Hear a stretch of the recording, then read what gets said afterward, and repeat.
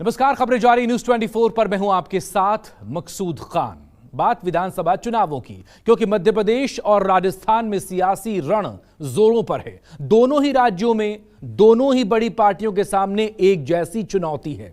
BJP जहां मध्य प्रदेश में ताज बचाने के लिए मैदान में उतरी है, तो वहीं राजस्थान में यही चुनौती कांग्रेस के सामने खड़ी है। लेकिन बीजेपी ने अब इन दोनों राज्यों में राम मंदिर की एंट्री करवा दी है। दोनों ही राज्यों में जगह जगह राम मंदिर वाले पोस्टर लगे हुए हैं, जिसमें प्रधानमंत्री नरेंद्र मोदी की बड़ी सी फोटो भी है। विपक्षी आरोप लगा रहा है कि बीजेपी आचार संहिता का उल्लंघन कर रही है।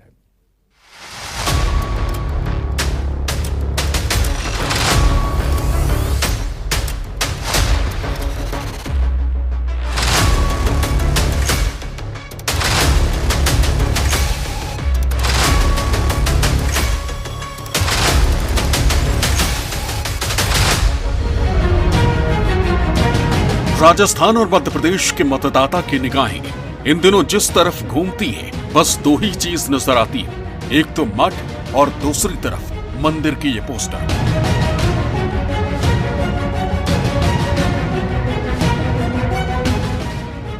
चुनाव में मुद्दों पर मठ और मंदिर दोनों भारी है। बाजार हो, रेलवे हो या फिर हाईवे, हर तरफ बस एक ही गूंज है, बनकर है तैयार।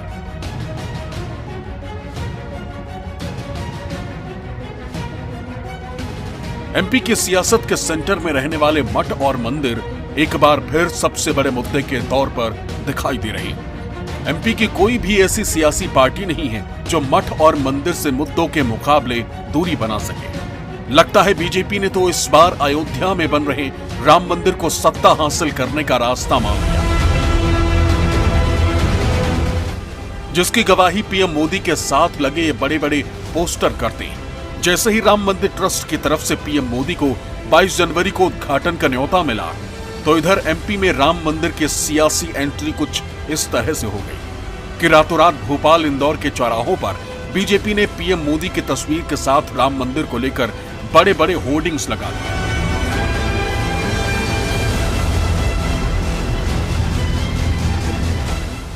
इन होर्डिंग में लिखा है, भव्य राम मंदिर बनकर हो रहा तैयार, फिर इस बार बीजेपी सरकार।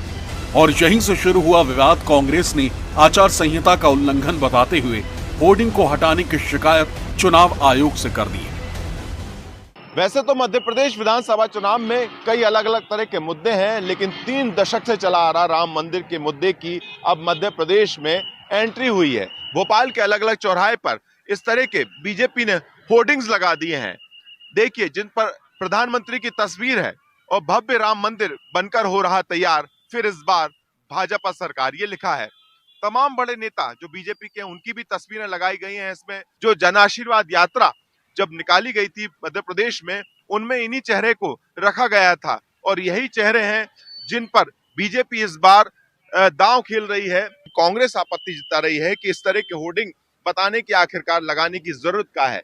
कांग्रेस ने होर्डिंग्स को हटाने को लेकर चुनाव आयोग से शिकायत की है, लेकिन ये मुद्दा धीरे धीरे गर्माता जा रहा है, क्योंकि ये होर्डिंग उस वक्त लग रहे हैं जब प्रधानमंत्री नरेंद्र मोदी को अब से एक दिन पहले ही ये न्योता दिया गया है राम मंदिर ट्रस्ट की तरफ से। उनको आमंत्रित किया गया है 22 जनवरी को, लेकिन उससे पहले ही आप इस तरह के होर्डिंग्स को यहाँ पर देख सकते हैं कि भोपाल के अलग अलग इलाकों में इसी तरह के बड़े बड़े होर्डिंग्स राम मंदिर वाले लगाकर यहाँ पर प्रचार प्रसार किया जा रहा है। राम मंदिर निर्माण के साथ बीजेपी के उम्मीदवारों के फोटो और चुनाव चिन्ह कमल सहित पोस्टर पर कांग्रेस ने आपत्ति जताते हुए इसे आदर्श आचार संहिता का खुला उल्लंघन करार दिया है, जिसकी शिकायत कांग्रेस पार्टी ने चुनाव आयोग से की है। वहीं मध्य प्रदेश कांग्रेस कमेटी के प्रदेश सचिव राकेश सिंह यादव ने कहा, राम मंदिर ट्रस्ट का गठन कर केंद्र सरकार ने राम मंदिर निर्माण के लिए किया है। देश में अनेक धर्म और राजनीतिक दलों के नेताओं ने मंदिर निर्माण में सहयोग राशि दी है। ऐसे में मध्य प्रदेश विधानसभा चुनाव में भारतीय जनता पार्टी द्वारा चुनाव चिन्ह के साथ बीजेपी विधानसभा प्रत्याशियों के फोटो लगाकर धर्म के आधार पर वोट को प्रभावित करने का प्रयास किया जा रहा है, जो आदर्श आचार संहिता का भी उल्लंघन है। भारतीय जनता पार्टी पूरे देश में दर्शाने की कोशिश कर रही है कि जो राम मंदिर बना है वो सिर्फ भारतीय जनता पार्टी की देन है, जबकि उस राम मंदिर से सबकी आस्था जुड़ी हुई है। हर कांग्रेसी की आस्था जुड़ी हुई है, हर दल के नेता की आस्था जुड़ी हुई है, जो हिंदू है उसकी सबकी आस्था जुड़ी हुई है। लेकिन राम मंदिर का चित्र लगाकर वोट मांगना, वो प्रजातंत्र के संविधान के नियमों का उल्लंघन करना, आदर्श आचार संहिता का उल्लंघन करना, इसको लेकर चुनाव आयोग को शिकायत की गई थी। उस तस्वीर पर, मंदिर की तस्वीर के साथ अनेक ऐसे लोगों के चित्र लगाए गए जो भाजपा के उम्मीदवार हैं। अगर आपको वोट लेना है तो आप अपने कार्यों पे आएं, अपने कामों पे आएं, लेकिन भगवान राम के नाम का उपयोग ना करें और देश की भावनाओं को आहत ना करें, सनातन धर्म को अपमानित ना करें। कांग्रेस की शिकायत पर प्रतिक्रिया देते हुए प्रदेश अध्यक्ष वीडी शर्मा ने कहा कि कांग्रेस की असली दिक्कत प्रभु श्री राम जन्मभूमि मंदिर में प्राण प्रतिष्ठा से और श्री राम से है। कांग्रेस को घृणा सनातन से तो थी ही, अब नफरत का स्तर इतना बढ़ गया है कि कांग्रेस को राम मंदिर के चित्र वाले होर्डिंग से भी पीड़ा होने लगी। ऐसा क्यों है? जब भी राम मंदिर निर्माण से जुड़ा कोई सुखद कार्य होने लगता है, कांग्रेस का दर्द बढ़ जाता है। ये तो प्रधानमंत्री श्री नरेंद्र मोदी जी के कार्यकाल का असर है और हमारे हिंदुत्व के विचारों के विजय की बाबरी के पैरोकार कमलनाथ आज राम मंदिर को सनातन का मंदिर बता रहे हैं। कांग्रेस कहती है भगवान राम देश के हैं, बिल्कुल सही है। फिर कांग्रेस को भी भगवान राम का होर्डिंग लगाना चाहिए। अगर उनका राम प्रेम छद्म है और बाबर प्रेम सर्वोपरि, तो वहां जाकर बाबर के होर्डिंग्स लगाएं। भगवान श्री राम के खिलाफ, हिंदुत्व के खिलाफ, सनातन के खिलाफ इनका मूल चरित्र इस मध्य प्रदेश के चुनाव में कांग्रेस का उजागर हुआ है। कांग्रेस चुनाव आयोग में जाकर के आपत्ति व्यक्त कर रही है कि राम मंदिर के होर्डिंग लगे, इन होर्डिंग को हटाया जाए। मैं पूछना चाहता हूं कि सोनिया भक्त चुनावी राम भक्त बन गए थे, अब उनकी असल बाबर भक्ति सामने इस मध्य प्रदेश के अंदर आई है। बीजेपी प्रदेश अध्यक्ष के बाद मुख्यमंत्री शिवराज सिंह चौहान ने प्रियंका गांधी के दौरे से जोड़ते हुए कांग्रेस पर जबरदस्त हमला किया है। मैं सबसे पहले तो प्रियंका जी से यही सवाल पूछना चाहता हूं कि भगवान राम और भगवान राम के मंदिर से आपको तकलीफ क्या है? अब भगवान राम के होर्डिंग अगर लगे हैं तो राम तो रोम रोम में बसे हैं। राम इस देश के जन जन की सांस में बसे हैं। कभी आप राम को काल्पनिक बताते थे, भगवान श्री राम को जो करोड़ों करोड़ों के आराध्य है, भव्य और दिव्य राम मंदिर बनकर तैयार है और प्रधानमंत्री जी के हाथों प्राण प्रतिष्ठा होनी है, और अब होर्डिंग उतरवाने की बात करते हैं। ये कहीं से नहीं हटाए जा सकते। बीजेपी ने राम मंदिर को सियासी रण में उतारा तो कांग्रेस ने बीजेपी के लिए सद्बुद्धि की कामना कर दी। राम तो मर्यादा पुरुषोत्तम है, राम तो प्रेम है, राम तो भक्ति है, राम तो आस्था है, राम तो त्याग है। तो राम राजनीति का विषय कैसे हो सकते हैं? क्या भगवान श्री राम की कोई पार्टी हो सकती है? वो लोग जो त्याग और भक्ति के उस पथ से पथ भ्रष्ट हो गए हैं और उनकी बुद्धि भी भ्रष्ट हो गई है, उन्हें भगवान श्री राम के चरणों में अगर बैठेंगे तो थोड़ी सी सद्बुद्धि मिलेगी। भगवान श्री राम दलगत राजनीति का विषय नहीं हो सकते। ये तो ऐसी राम मंदिर की बात कर रहे हैं जैसे ये भारतीय जनता पार्टी का मंदिर हो। राम मंदिर हमारे देश का मंदिर है, हमारे सनातन धर्म का एक बहुत बड़ा चिन्ह है। तो ये किसी पार्टी का क्या है राम मंदिर? एमपी चुनाव में बीजेपी और कांग्रेस दोनों ही राजनीतिक दल हिंदुत्व को साथ लेकर चुनाव लड़ रहे हैं। ऐसे में देखना यह है कि भगवान राम का आशीर्वाद किसे मिलता है। विपिन श्रीवास्तव, न्यूज़ 24।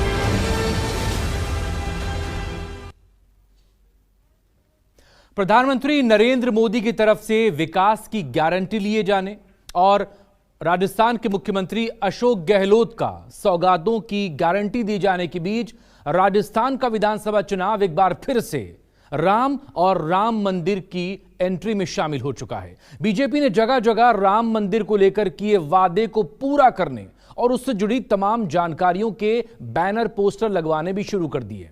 वहीं कांग्रेस कह रही है कि अब चुनाव तक मंदिरों के ताले लगवा देना चाहिए, क्योंकि बीजेपी नेता जो हैं वो मंदिरों में जाते हैं और मंदिरों में जाकर तोड़फोड़ कराते हैं और बाद में इसका सियासी फायदा लेने की कोशिश करते हैं।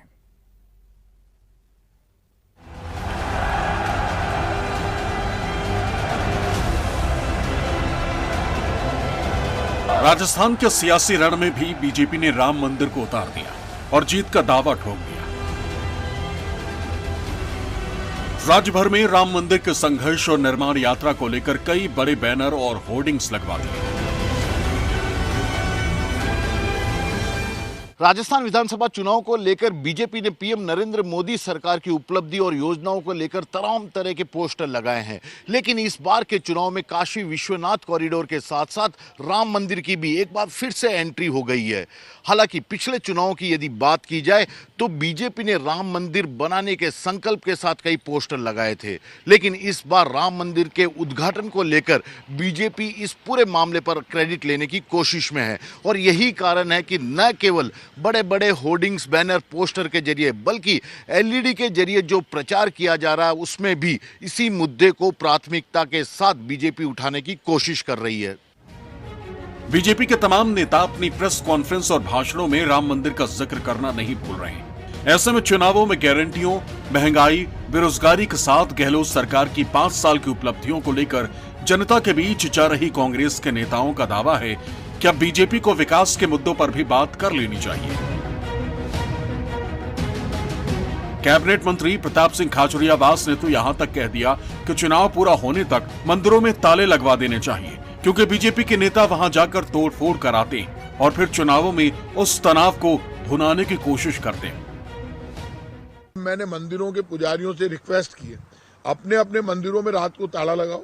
ये बीजेपी के लोग घूम रहे हैं, बीजेपी कार्यालय में बैठकर रणनीति बनाते हैं, और जहां पे मूर्ति टूटती है पहले ये देखो कि वो कौन तोड़ रहा है।